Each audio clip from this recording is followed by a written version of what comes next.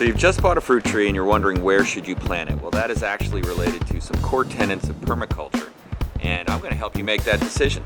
If you stay till the end of the video, I'm going to show you how to plant a fruit tree. In this example, I'm going to be planting a grapefruit tree I recently purchased at a chain store near me, and it really doesn't matter the fruit tree. Most of the principles are very similar. Okay, let's get right into it. All right, now let's take a look at how to plant that fruit tree. There are really 4 basic steps, and we're going to cover each one of them.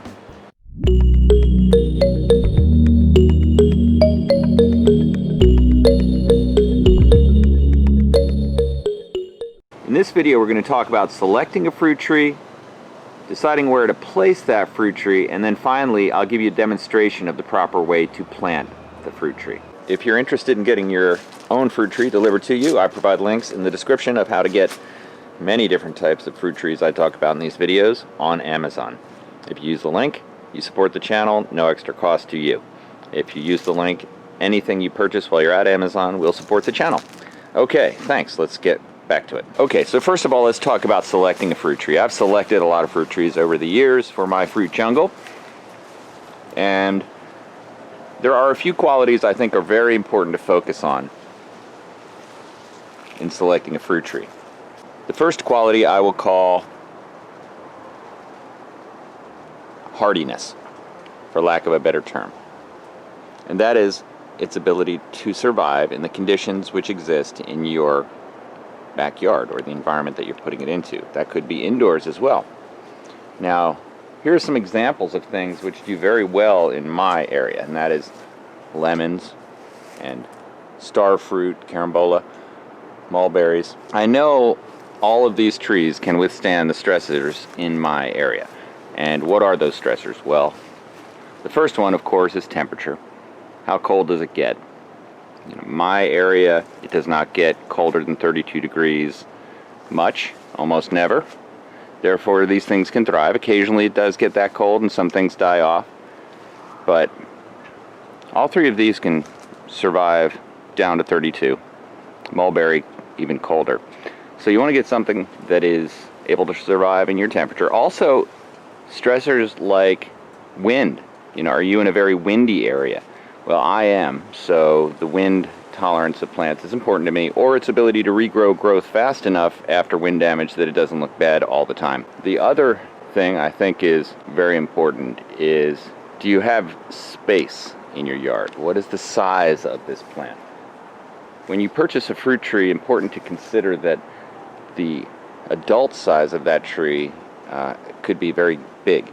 So you want to get the size that fits in with the architecture of your yard. And this is another very important permaculture concept, which is that you want the structure of your yard to serve the function. That's how I would summarize it. So I'm in a process of a lot of light management here, but I'm very keen to where the light's going to come through, and not to choke out all light. I've just done a radical trimming of this long-getting tree here to achieve that very thing. It was very bushy out to this side, to this side. I've trimmed everything. I'm going to remove these 2 main trunks here, and I'll have a nice, fresh growth there. I'll fertilize it. But the point is, I want things that fit in to the overall available light and resources of my yard, and that means I can't get something that's going to crowd everything else out.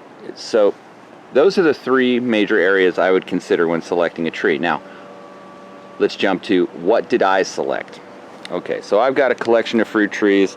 I'll post another walkthrough of my yard here within the next month, but I do those just about monthly to show folks what's growing and what's pickable. But I only have 1 citrus tree in my yard, and that's this Myers lemon tree. And although it produces great, beautiful fruit, which are fully ripe right now, it's the greatest lemon juice in terms of flavor, in my opinion. That's the only type of citrus I have in my yard. And I'm in Florida after all, so I kind of feel like I should have citrus.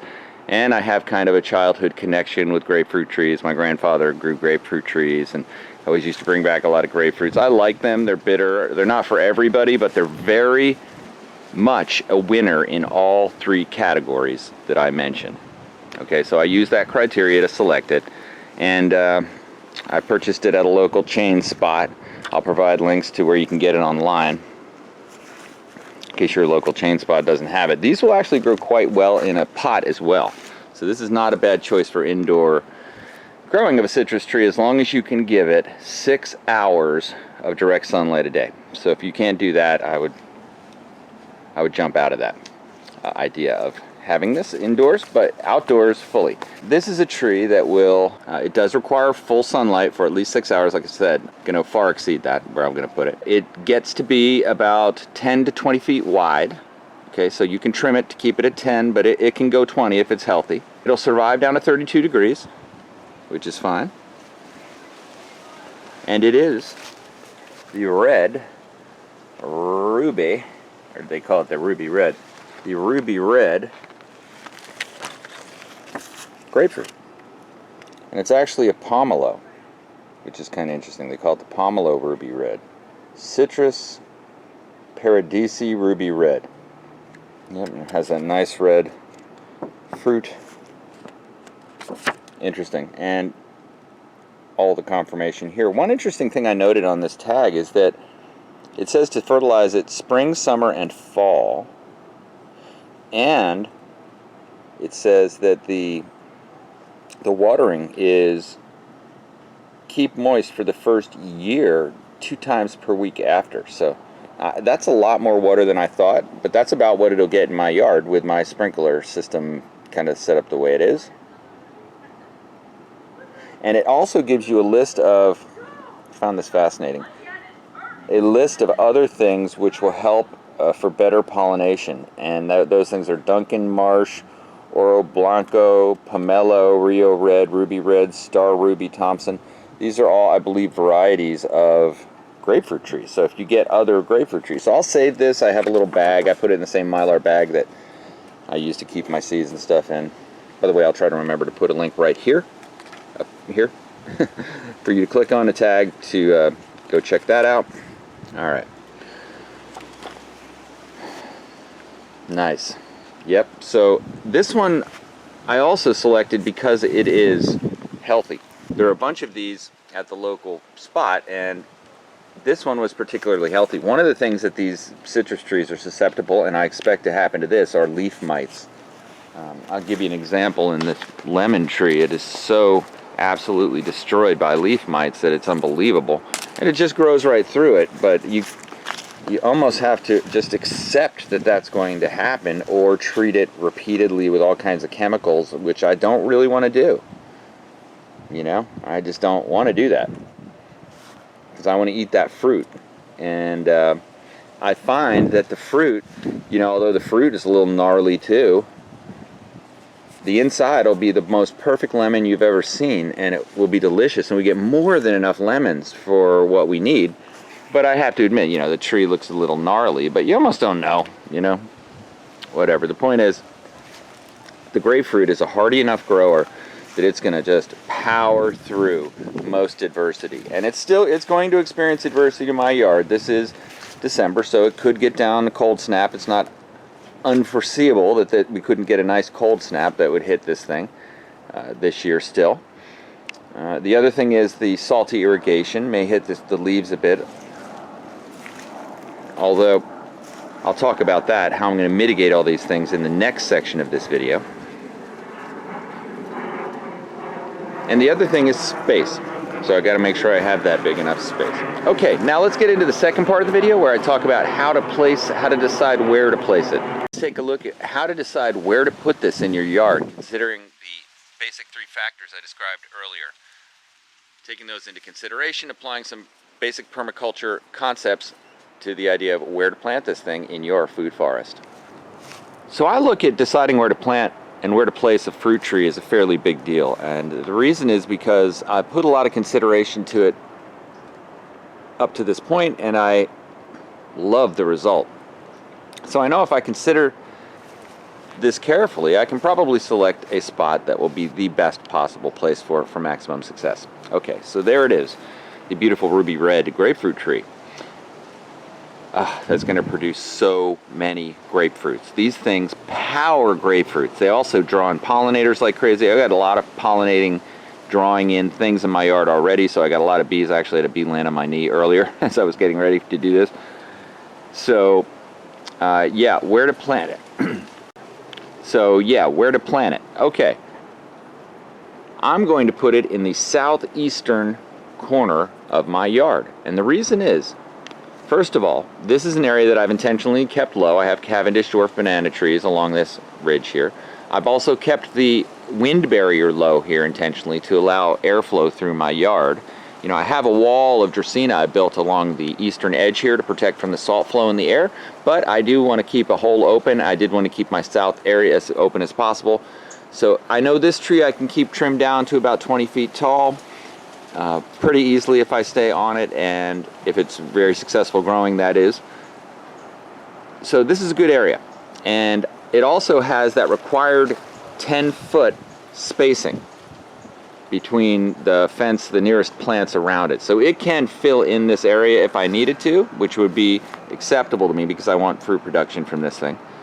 And I know it's somewhat significant. They can get pretty big in terms of the trunk of them if you're successful with them. They've never gotten fertilized by fish emulsion they didn't absolutely love. So if you hit this with fish emulsion, it's the kind of plant that's going to turbo grow. And the other thing is the salty irrigation. So I've got a sprinkler head right there, and I've got a sprinkler head right there, and they both sweep out. So this one sweeps out this way, and this one sweeps out this way, and that is right in the area where it's probably going to hit the lower leaves a little bit, but the top will remain okay, and if it can just sprout new growth and get up higher, as soon as it gets up higher, it will be in the safe zone and be able to survive that salty irrigation. But this is a spot where it's far enough from these automatic sprinklers I have to resist the damage, and it can grow fast enough through it with that kind of help to get up above it. But until it gets up above it, it is in danger of being destroyed by this salty irrigation. They do not like the salty irrigation, so you have to mitigate for that, and that's why I placed it there. The other thing is the salt spray coming from the air that's sensitive to that. Here's the ocean is that way, the Atlantic Ocean. We get a lot of salt spray, but you know, I have some barrier here which will help, and my neighbor's actually got a screened enclosure there, so there's a little bit, and I think that'll be all right. But yeah, once it gets much up above that level, it will be burned by significant wind events, but it will grow back, like I said, fast if you keep it fertilized. So that's how you place a fruit tree. Really, you consider where it's going to get the light requirements that it needs, where it's going to be exposed to the fewest stressors as possible, and where it has enough room to grow. Also that it's not going to crowd other things out, because I have a bunch of other things I've grown here. You know, I've got a mango tree, a longan tree, a Barbados cherry tree, a Suriname cherry tree, a chocolate pudding tree, all along here, and now I have a grapefruit tree. And I'm going to continue to expand. I've actually added recently that pigeon pea there, which will get small. It's like an annual perennial, and by the time that gets to any significant size, this thing will just be starting to get going. And anyway, that's more of a temporary plant, but the grapefruit's there to stay. Okay, in the next part of the video, let's go ahead and take a look at how to plant one of these properly. There are really just 4 basic steps that I'll tell you about. So the 4 steps involved in planting a fruit tree properly really are just 1, dig the hole, 2, blend the soil with some kind of medium, and I'll show you what medium I use, soil medium, to help enrich the soil and promote root growth. The third thing is to build up a nice structure, kind of a dam, a water dam around the plant, as well as I'm going to put in a concrete edging. And then the fourth thing is to water it, and water it enough. And if you do those things and then continue with the watering, continue to keep an eye on it, you'll have great success. Let's get right to it. Now I'm going to demonstrate digging the hole, and there are a couple things that you're going to want to remember here. First thing is you want to dig it to the depth of the pot, not really any deeper. I would leave the existing soil below it if you can, as a stable platform for that tree to rest on. The other thing is I would make the hole about twice as wide as the diameter of the pot, and that cement ring you see around the base of this tree is a perfect way to size it. So what I'm going to do is cut around the edge of that cement ring, then I'll undercut the grass that's there and move on to step 2. Okay, let's get to it.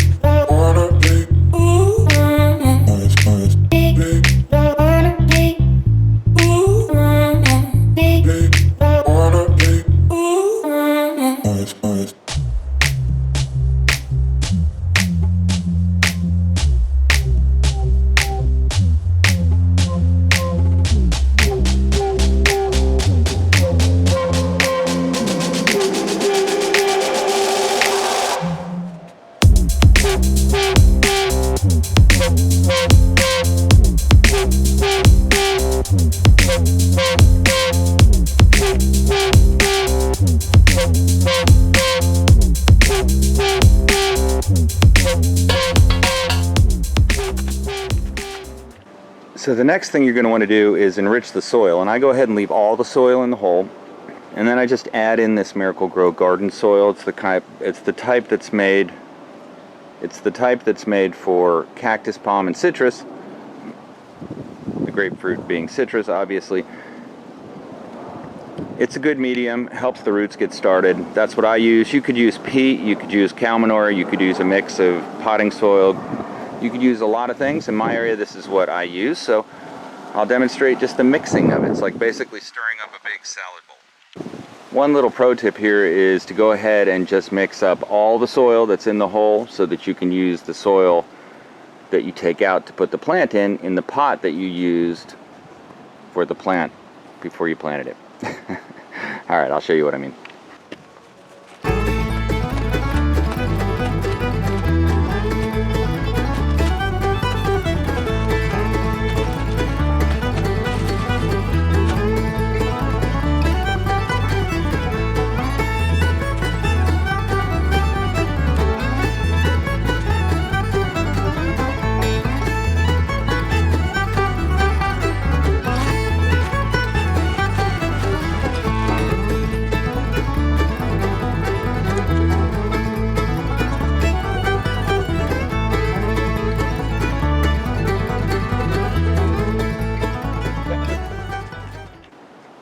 Now that we have the soil all mixed up, let's move on to the next step, which is to form the hole that we'll put that into, and also we'll put that hole we dig out, that dirt that we dig out, into the pot that the grapefruit tree has come in. We'll put that to the side as we do this. Okay, let's start the process.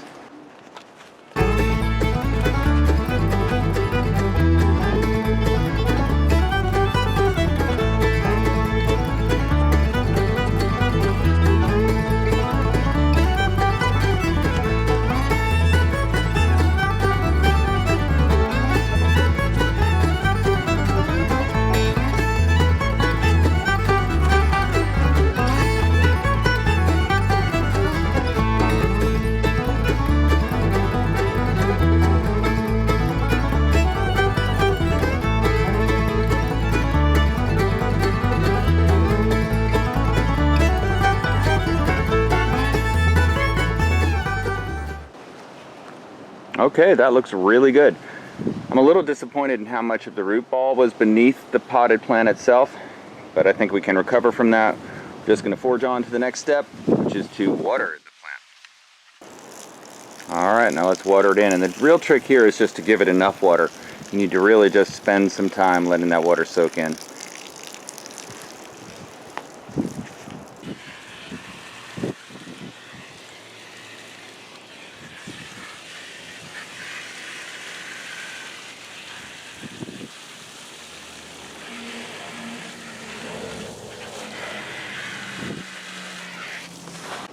So there you have it, just like that. A new addition to the Eat Your Backyard food jungle. This one should be a copious producer of grapefruits well into the future, as long as I can help it to withstand the salty sprays which want to get it, and the salty sprays that want to get it this way. And I keep it watered, and the water's still lowering in that pot now. It should grow just fine. So thanks for watching this video. I appreciate it. If you're not subscribed, please subscribe. Here are some links to some videos that you might like. Here's one about growing pigeon peas. That's a good one. Also growing some green sugarcane, red sugarcane recently. Thanks for watching. Eat Your Backyard. Don't forget to hit the like button if you like this, found it useful. Use the links in the description. Have a great day.